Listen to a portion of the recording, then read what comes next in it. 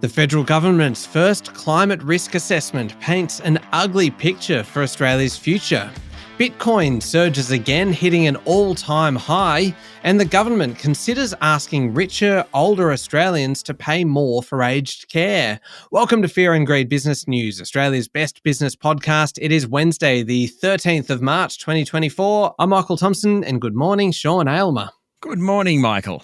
Sean, after the show, you're speaking today with Tim Buskins, the CEO of Hope Housing. Yes, this is a great story. Hope Housing helps essential workers, police, nurses, those types of people, get housing close to their workplace.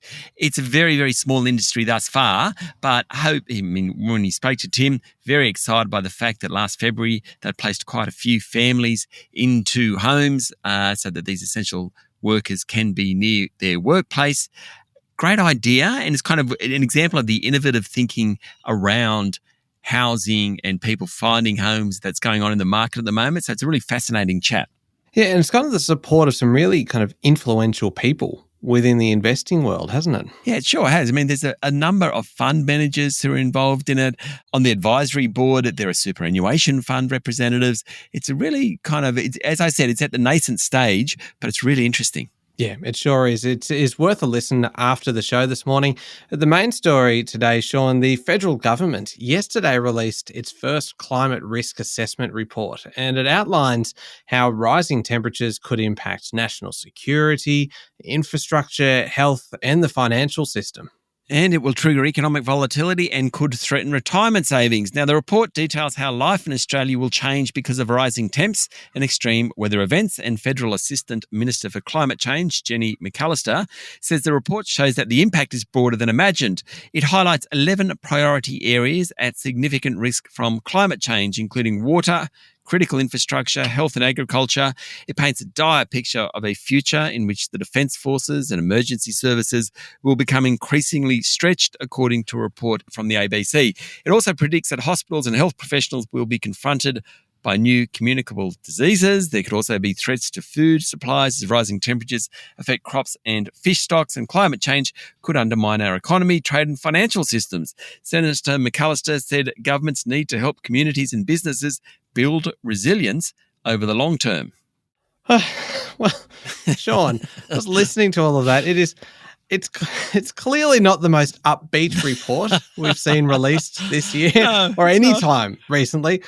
What's the government going to do about it?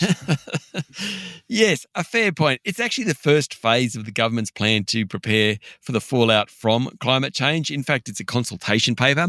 Canberra is now seeking input on how we can best prepare for what's coming in the years ahead. The government wants to ultimately adopt a framework to address climate change risk, and that will include other key challenges around regional and remote communities, defence, supply chains, governance, all those sorts of things. Senator McAllister said the report provides an evidence-based national picture of emerging risks of climate change, which gives us a baseline to start doing something about it.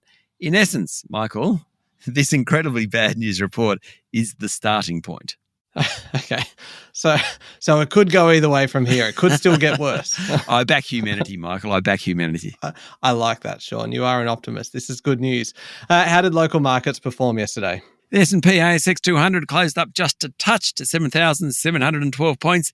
Energy stocks were among the worst performers, while the tech companies and utilities were among the best. After some big moves in recent days, there really wasn't too much going on yesterday. Woodside, Transurban, James Hardie and Fortescue, they were all off more than 1%. QBE jumped 2%. Otherwise, not a lot going on among the large caps. Metcash did pretty well after it announced a decent first 10 months of the year. There was a merger between WAM Leaders and QV Equities. That helped QV Equities' share price. Adairs said Chairman Brett Chenoweth was stepping down. Air New Zealand announced it was going to pause its Auckland-Chicago route due to engine servicing issues with its Rolls-Royce Trent engines. And mining explorer Southern Cross Gold jumped on plans to list on the Canadian Stock Exchange. Finally, Michael, former Reserve Bank Governor Phil Lowe has taken on his first role post the central bank. He'll join the board of Future Generation Australia with the plan for him to become chair after the company's AGM in May. And what about international markets? Sean, what's going on? Well, Bitcoin topped $72,000 a unit for the first time. That's more than 109,000 Aussie dollars a unit. It was the sixth straight session. Gains this year are almost 70%. Not bad. The flow into US exchange-traded funds continues, pushing up the crypto. Smaller tokens like Ethan, Solana, Avalanche, they're also higher. People have now invested about $15 billion into these new Bitcoin ETFs since they launched in the US 2 months ago. Helping the mood over the past 24 hours or so was news from the London Metal Exchange, which said it will accept applications for admitting Bitcoin and Ether exchange-traded notes. Basically, you will be able to trade them on the London Metals Exchange. Iron ore prices are lower again, falling to around $107 a tonne. That story is all about the economic health of China. While it doesn't sound great, it's worth keeping in mind the price of iron ore is still above levels generally seen from about 2013 through to the pandemic. So it's certainly not a disaster for that industry. Sean, that feels like the old world meeting the new, doesn't it? Kind of the London Metals Exchange, where we've talked about it with gold and nickel and all of this, and suddenly you get kind of Bitcoin entering the fray. It just feels like this is the future. Oh, it is the future, isn't it? The future is here. The future is very confusing, Sean. I'm certainly one that's confused. We'll be back in a moment with the rest of the day's business news.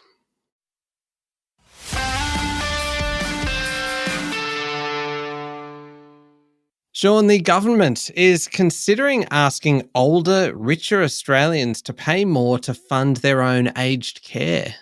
It is one of the recommendations of a task force led by Aged Care Minister Annika Wells, and the idea is that richer retirees in aged care facilities would pay more for their rooms, their meals and their everyday living costs. For richer, older Australians receiving in-home care, they'd pay more for those services, things like cleaning and gardening, that type of stuff. The task force recommends that the government prioritise in-home care with services delivered to older Australians. The task force highlights the benefits of home equity and super to pay for better quality care. The report says over the next 20 years, the number of Australians over the age of 85 with large super balances will grow considerably. Now, yesterday, Prime Minister Anthony Albanese said the government would consider the report carefully. There's some political dynamite in that one, pushing older, richer Australians to access super to pay for benefits that the not-so-wealthy receive for free. That one may not go down so well. Anyway, something that the government is considering. Business conditions improved in February with the economy remaining resilient, but, Sean, inflation remains a challenge. That's the findings of the National Australia Bank monthly business survey. Business conditions are now back above the long-term average, though some sectors exposed to higher interest rates, construction and retail, for example, are struggling. But generally, businesses think things are pretty good. That's the good news. The bad news is that confidence is waning, and also companies are reporting higher labour and materials costs, which is bad news for inflation. NAB Chief Economist Alan Oster said the monthly readings suggest that much of the improvement in inflation to date has been related to the global supply chain. From here on, that last little bit to get inflation back into that target band, that's going to be tougher and nowhere near as smooth. Prime Minister Anthony Albanese has unveiled $4 billion for housing in remote communities across the Northern Territory, with Labor aiming to build 2,700 homes over the next decade. The PM yesterday travelled to the community of Binjari near Katherine in the Northern Territory and committed to delivering 270 new homes to help reduce overcrowding. About 92,000 Aboriginal Australians live in locations classified as very remote. According to The Australian, the Prime Minister has reframed his Indigenous affairs agenda following the defeat of the Voice to Parliament to focus more strongly on practical issues such as jobs, education, housing and justice. Handing down the annual Closing of the Gap report last month, which revealed only 4 out of 19 goals were on track to be met, and in fact 4 were going backwards, Mr Albanese said the government needed to find better ways to improve the lives of Aboriginal and Torres Strait Islander people. Now, one of the keynote speakers at the Financial Review's annual business summit yesterday, Sean, was Jamie Dimon, the CEO of JP Morgan Chase, and he said if Donald Trump wins the US election this year, he hopes he will be more rational. He's not on his own. He's not on his own. Mr. Diamond said the whole election is going to be a nerve-wracking experience. And while Donald Trump is an amazing political figure, he's also unpredictable in many ways. He just wants him to be more logical, rational and even. Just. Yeah. We'll have to wait and see on that one without a doubt. Mr. Diamond, who oversees the biggest bank in the US, said AI, artificial intelligence, is being used inside JP Morgan, and eventually it will be business investment akin to staff and marketing. He also said JP Morgan Chase has invested in new branches and products, allowing it to expand its market share and driving record profits over the past 12 months, which has helped the bank's share price jump nearly 40% since last October. He was also upbeat on the state of the US economy, but warned central banks not to cut rates too soon and said a recession in the world's largest economy isn't off the table yet. What else came out of the summit yesterday? Well, they had lots of speakers. Google's Australian boss, Melanie Silver, said she's committed to renegotiating future payments to local news companies under the government's media bargaining code, unlike Meta Platforms. Opposition leader Peter Dutton spoke as well, and he said he'd support 4-year terms for federal parliament, something the Prime Minister has floated. He also officially announced his support for nuclear energy. Mr. Dutton said nuclear power can be a companion to renewables and communities will be consulted and incentivised to adopt nuclear power under any coalition policy. He also wants to ramp up the domestic production of gas to help transition to renewables. And finally, Foreign Minister Penny Wong appeared. She warned that Israel will lose further support from its traditional allies if it proceeds with further ground attacks in the Gaza Strip. Basically, she backed similar remarks from US President Joe Biden at the weekend. Alumina Limited has agreed to American aluminium producer Alcoa's $3.3 billion all-stock bid, sending its share price up 8%.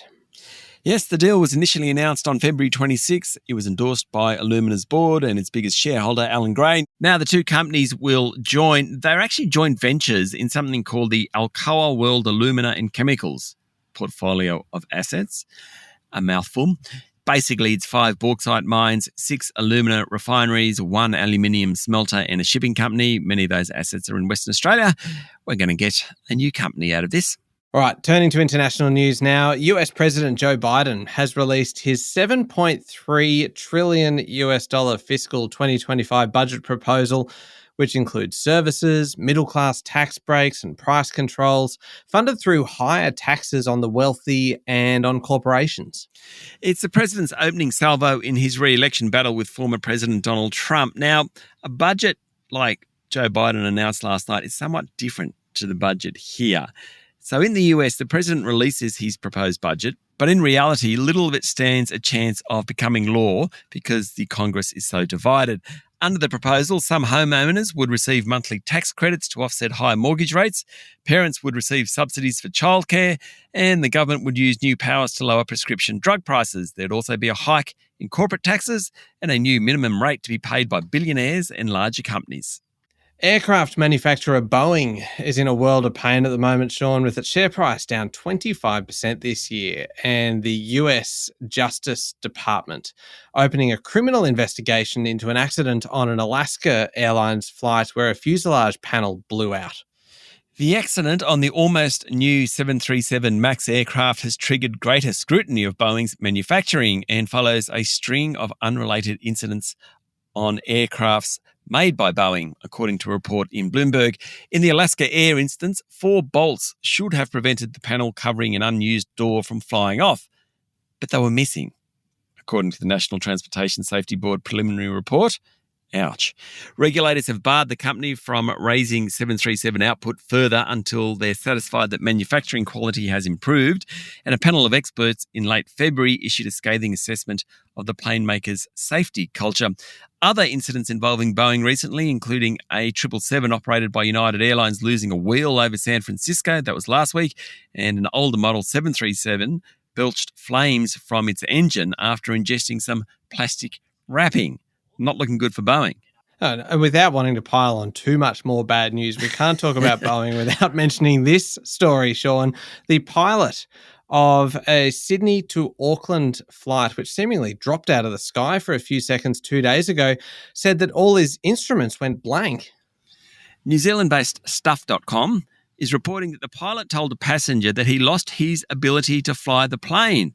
All the screens went blank. It was a Boeing 787 Dreamliner. The LATAM Airlines flight, which had been due to continue on to Chile, lost altitude over the Tasman Sea, sending passengers and cabin crew flying, injuring 50 of the 272 on board. 4 Australians were among the 10 passengers and 3 crew hospitalised after the ordeal. It would have been terrifying. And Michael, before we leave international news, an update from story yesterday.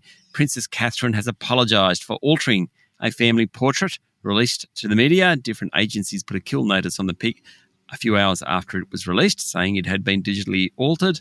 It certainly was, by Catherine herself, who said she was just trying to touch up a family photo. Sean, but even that clarification has done absolutely nothing to kind of calm all of the rampant speculation about the royal family at the moment, has it? No, it just seems that the royals, over the last year or two, their media advice has been really, really poor. Yeah. They just can't seem to do anything without creating a scandal. Absolutely. So this one is unfortunately not going away anytime soon. Up next is the Fear and Greed Daily interview. Your guest today, Sean, Tim Buskin, CEO of Hope Housing. All about finding housing for essential workers, and that housing hopefully is close to where they're working. It's a very innovative way that Hope Housing is creating homes for these people. Fascinating chat. Yeah, it sure is. It's up next in the Fear and Greed playlist on your podcast platform or at fearandgreed.com.au. And Sean, a quick mention to the new episode of How Do They Afford That, which is out today, being Wednesday. How Do They Afford That is our sister podcast that focuses on making your money work a little bit harder for you.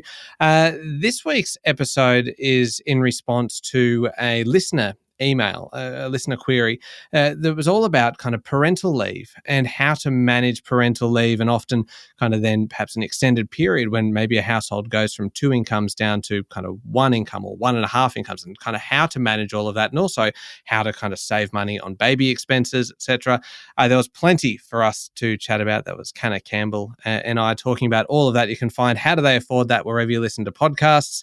I'll put a link in today's show notes as well to the new episode. Thank you very much, Sean. Thank you, Michael. It's Wednesday, the 13th of March, 2024. Make sure you're following the podcast, and please join us online as well on LinkedIn, Instagram, TikTok, X and Facebook. I'm Michael Thompson, and that was Fear and Greed Business News. Have a great day.